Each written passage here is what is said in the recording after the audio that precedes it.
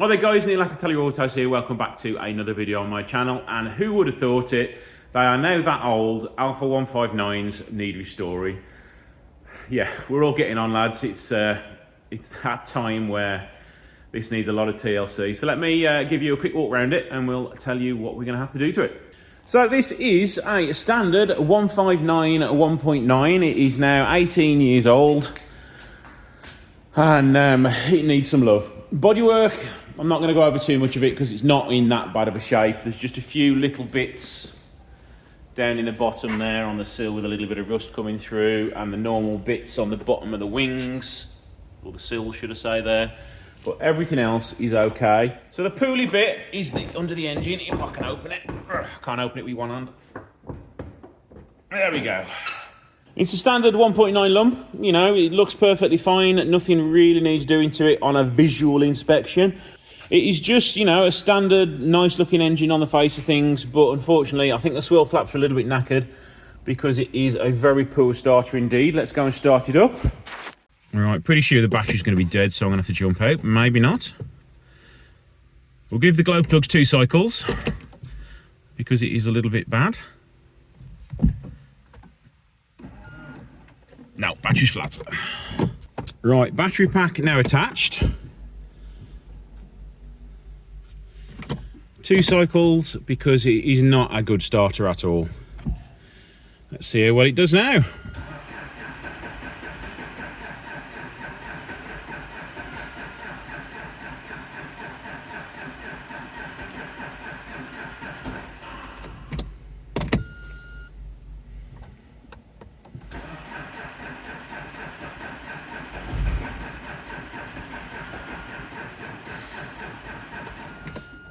It does go, but it's turning a little bit slow. But that battery I've plugged it into is probably not the best.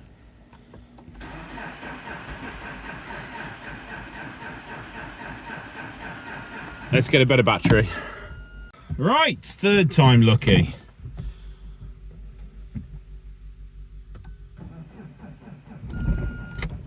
That's a bit better.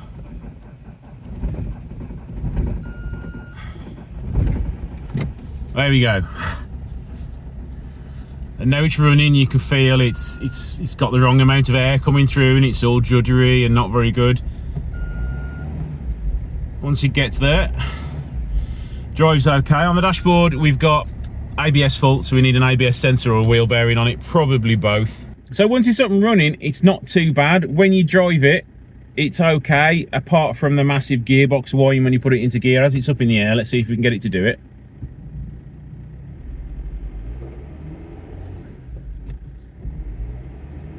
No, it doesn't do it with no load on the box.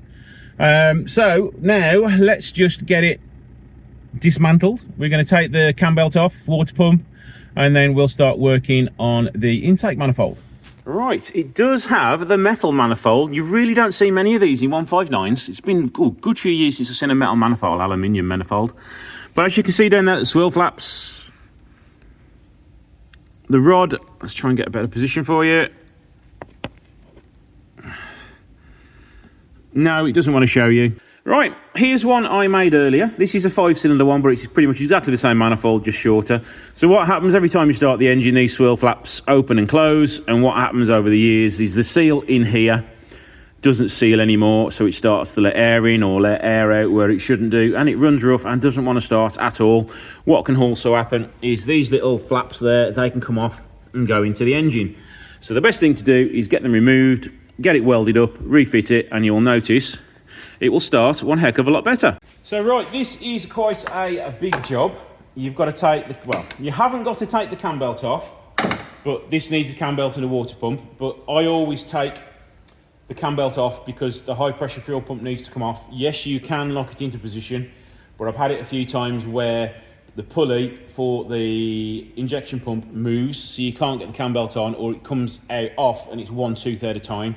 So to save me any of that hassle, I always take it off.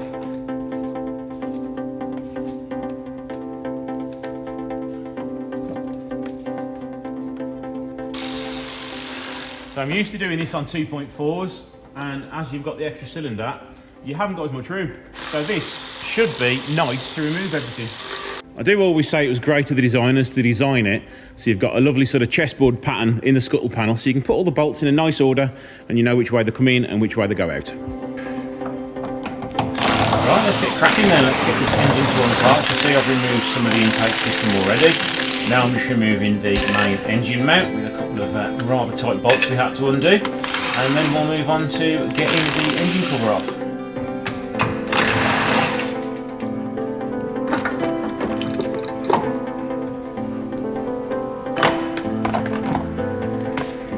Now the back of the engine cover, there was a little clip attached to it holding some wires to it, that's why it was a little bit difficult to get out. Now I'm just jacking the engine up so I can get to the 13mm bolts on the engine mount. There's 5 of these bolts in total. I think 3 of them are 15, one's 13 and one at the bottom is 15. I think on the 1.9 they may both be 13, I can't remember how to do the voiceover. Remove the auxiliary belt and now remove the pulley with the 4 bolts that hold it on. And now I'm just reaching in there just to get to these last 2 bolts which hold the mount on. Now that's free with the engine jacked up quite high, you've got enough room to get that out. Now I'm just rotating the engine to the timing marks, or where the timing marks normally are, so I can take the cam belt off. And there's the timing mark at the bottom and the top. Just undoing the tensioner now so I can remove the belt. I'll also remove the pulley that goes with the cam belt.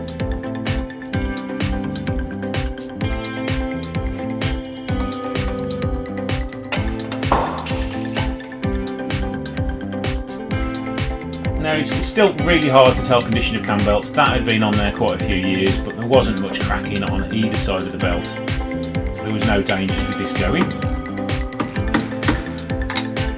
Now we're on to removing the water pump.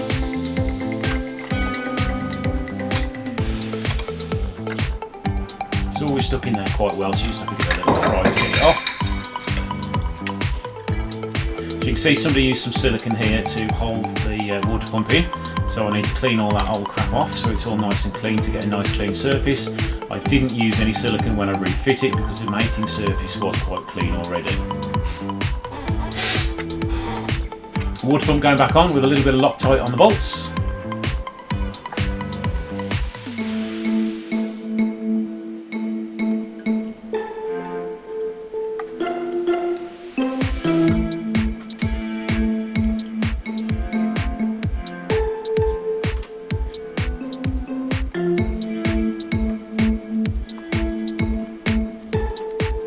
And that's the easiest part of this job done.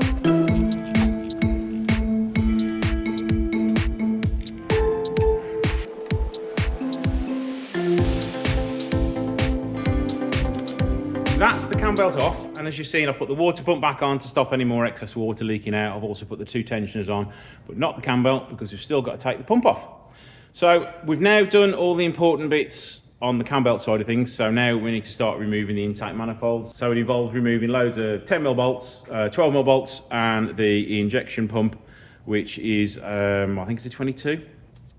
So let's get cracking. So as you can see here, I have locked the injection pump off so I can release the nut. Just 2 10mm bolts to get that off. Undo it a few spins and then a few taps with the hammer will release that, so you can then remove that off there. But do be careful, I think I'll say later, of the little timing notch on there that can come off, so don't lose that.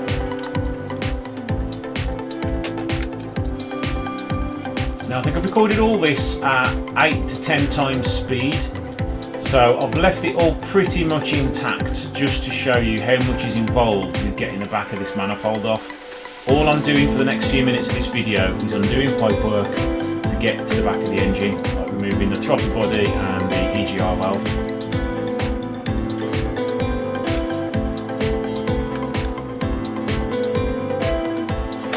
Now I'm just removing some fuel pipes and now trying to get access to the back of the injection pump. I also remove the fuel rail pressure sensor because when you're lying on the engine bay you can accidentally put your hand somewhere you shouldn't and you can snap it off. I have done that before, unfortunately, so I've learned my lesson now and I'll always remember to remove the connector before I start. lounging around the engine bay. EGR valve just coming off now. There's 4 10mm bolts that hold that on and 2 13mm bolts. And 1 electrical connection.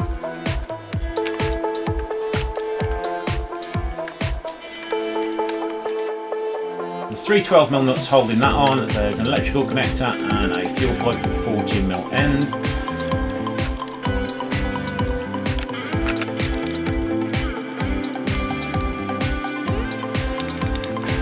Now, if you're watching this video before you start to do the change, may I recommend you order some more 12mm exhaust stud bolts, because guaranteed you will drop some and they will go missing, especially when you're putting this pump back in, because this bolt down the bottom here, you can't actually see where it goes quite easily, so you've got to sort of take it out blind. And 9 times out of 10, but it hasn't this time. It'll fall off and then disappear into the abyss of the back of the engine. The most awkward one to get off is this one down the back here. You just need a shorter extension.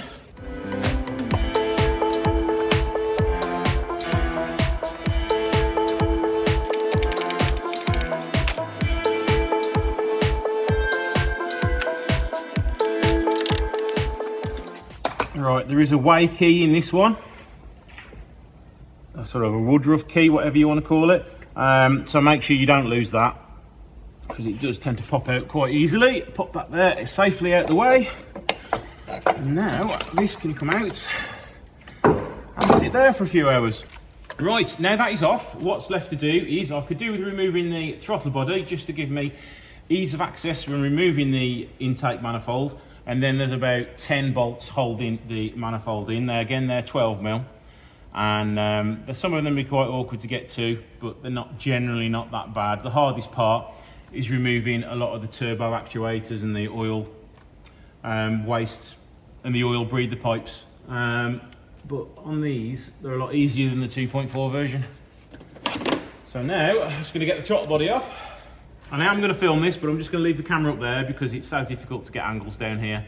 Once I've got it off, I'll show you where all the bolts were in the manifold. And now I'm on to removing everything else which is blocking the intake manifold. It's loads of 10mm bolts, electrical connections plugged into different places, wiring loom attached to bits of metal and mounts to remove out the way, and all the turbo stuff and all the oil pressure stuff to move out the way. Again, this is done at 10 times speed, and I've left it pretty much whole so you can see how much is involved in getting down the back of that engine, because there is quite a bit of stuff in the way.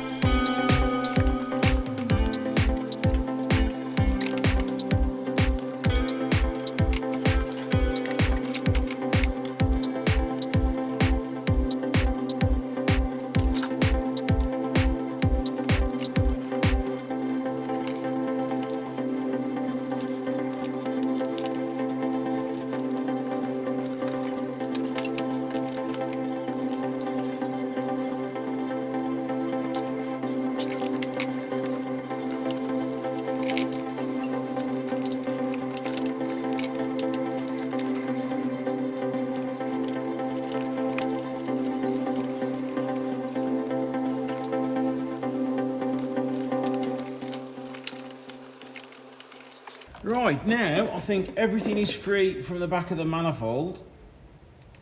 So now I can start undoing stuff. And the first thing I need to do is take out a stud.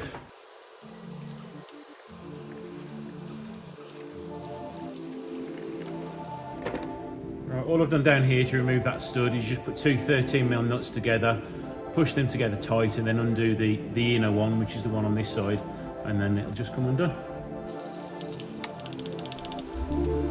And now that's everything out of the way of the manifold, I can finally start to getting the nuts off that and getting that out. I think there's 10 12mm nuts on it.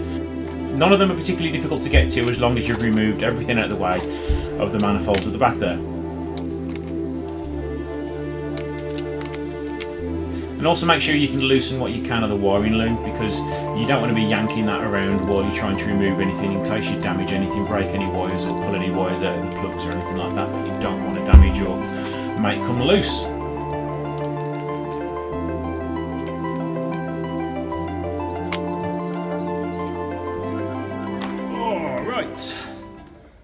should be all the bolts off now. Oh. Whew, getting too old for lying on engine bays like that. It's so uncomfortable. It's not good for your back. Your bum starts to hurt from lying on the cold metal. So yeah, all the bolts are now out of the manifold. I need to get a couple of pry bars behind it just to break the seal and then slide it out and then up and over, and we can see how bad it is.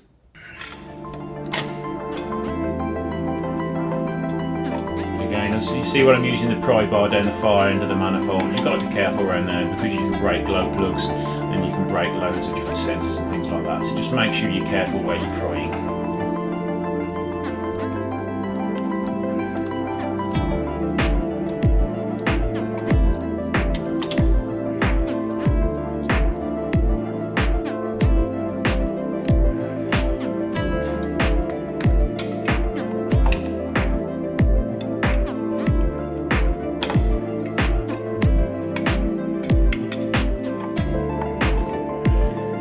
It's also best to try and just move it out centimetre by centimetre each side because they're on long screws, and if you bend one of those you're going to need to replace it, and that means you're going to be waiting days for one of those to arrive.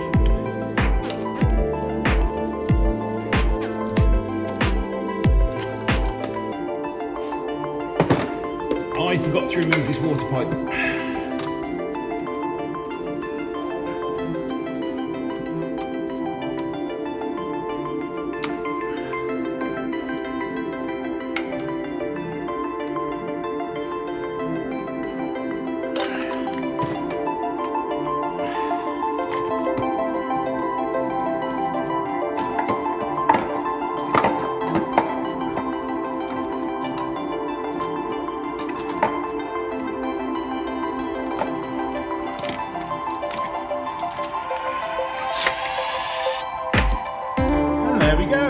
So this is your manifold, and the actuator arm should rest on each one of these swirl flaps. Then the motor underneath opens and closes them. But what happens over time is these little nipples wear out and this bar comes off, so that goes in the bin. And then all these arms should move freely, but this one is seized solid, that one is seized partially, that one's okay, but you can see the movement on it, it is leaking air. And this one is seized solid as well, so it's been like this for a good while. So now we need to get these swirl flaps out. Start by removing the mass meter, MAF sensor even, mass airflow sensor. Be careful getting it out because you can snap it. So a little flat bladed screwdriver just to tease it out bit by bit. And then you can come out and see how blocked that is.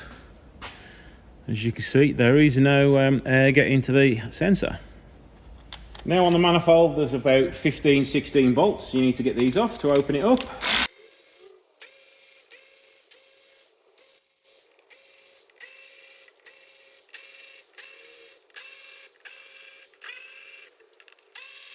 Now make sure all these bolts are out, because if you leave one in you can snap it or break the manifold. Now we need to separate the manifold. It is like glued together with some sealant, so a little tiny thin screwdriver just to help break the seal. Hammer that in. And then once that's in, you can get a bigger screwdriver in just to twist it as it goes round to separate stuff. Ta-da! And now you can see all the wonderful gloopy carbon inside and burnt oil. So now you're going to want to get a wire brush and clean that out as much as possible. So there are a couple of different types of manifolds. Some of these are made of metal, some of these are made of plastic, some of them are a bit of both. And I think this one is the bit of both, so I need to try and knock off the flap so I can then lift out the the swirl flap itself. There we go, look. On the back of this one, they're held on with some tiny, tiny Torx bits.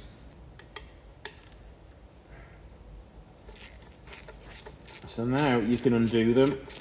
So these are like the safest ones to have because they won't come off easily and damage your engine. But it does mean when it comes to removing them,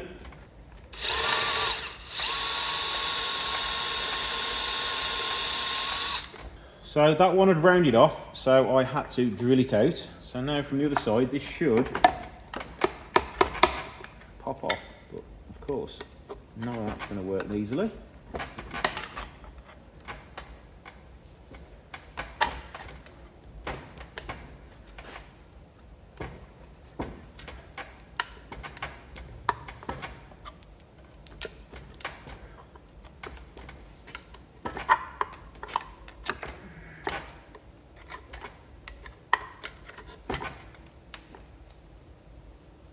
So there is one of the plastic covered swirl flaps. So now will that pop out with a little tap with a slammer? Yes it does. So that is a swirl flap all removed. Go ahead and do the rest of these off camera now. I wonder if this will come out complete.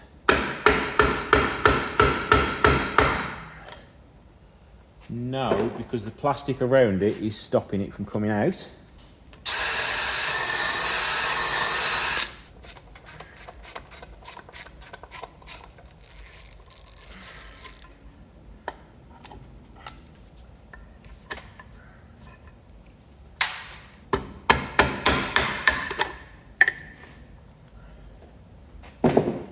Now that is attached to this actuator arm up here, so you can either snap it off or just try and pull it out. That now leaves 1, 2, 3, 4, 5 holes to take to be welded up. But first of all, to make it easy on the welder guy, I am going to clean up all the holes. Remove that because we don't need that now.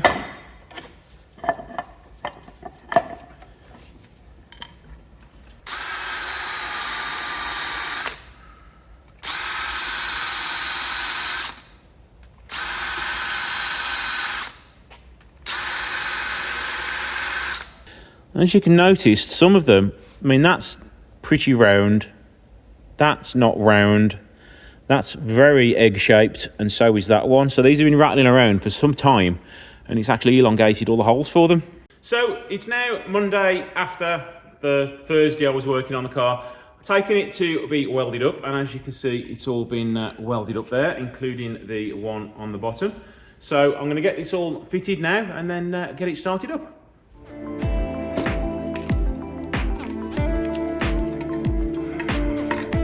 When you're putting it back in, it's very simple. Just take your time with it. Make sure all the wiring loom's out of the way. Make sure you're not trapping anything while you're putting it in or pulling on things too hard. But also make sure you don't drop anything to the cylinders. It would be a good idea before you take it off to give it a little blowout or a little hoover out. So nothing that's on top of the manifold when you take it out falls down into the valves. What I normally do is just give it a blow off with the airline. And again, on the wiring loom, when you're removing it, sometimes it can go a little bit brittle and some bits can fall off it, so just make sure you have a little tug on some things before you pull it out. Just putting the EGR valve back on now, slowly starting to rebuild the engine. Injection pump is now back on and we can tighten that nut back up.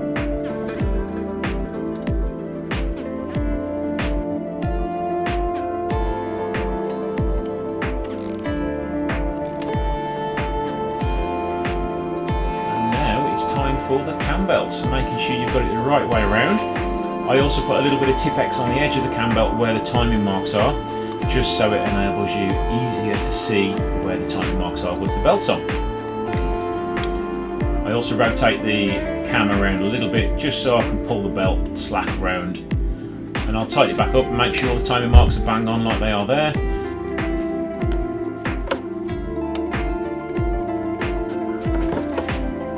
The injection pump all timed up and the crank pulley all timed up too. Now rotate the engine twice just to make sure nothing is touching, and then you can re-tension the belt. After a short while, the engine is now back together. It is still off its engine mount and there is still no alternator belt on it. I'm just going to try and start it, see if it's any better. After looking inside at the valves, it is still extremely coked up. So I don't hold much hope of it being that much better, but I'm pretty sure it will start better.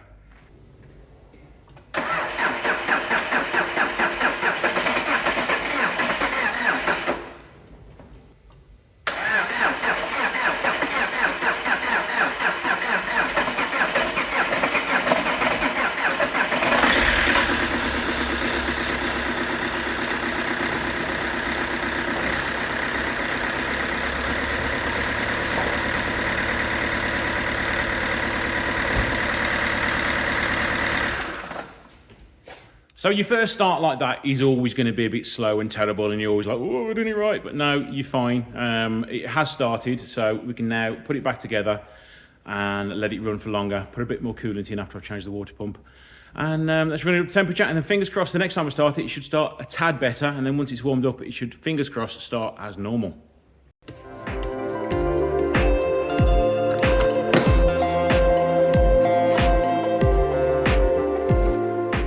We're all back together. Let's put that battery jumper cable back on, jump inside it, and see if it will start any better this time.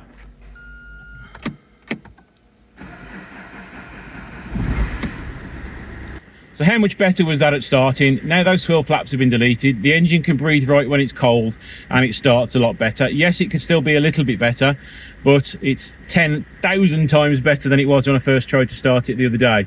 So just going to let it warm up now and see whether it starts any better once it's warm. It's had about 30 minutes to warm up now. I had left one of these connectors slightly loose, so I just popped it back on. So now let's try and get back in the car. Engine temperature's not where I'd like it to be, so I would imagine it wants a thermostat as well. Let's try and see what it starts now. Much better. So there we go, guys. We will leave this episode here. In the next episode, I think we'll be taking the front subframe off, all the brakes, all the suspension for the front end, refurbishing the subframe and popping that back on and fitting new wishbone, suspension, the whole shebang. I think the gearbox has got to come off as well, so we need to take the gearbox off and take that to be rebuilt as well. So thanks for watching. Don't forget to like, share and subscribe, and I'll see you in the next video.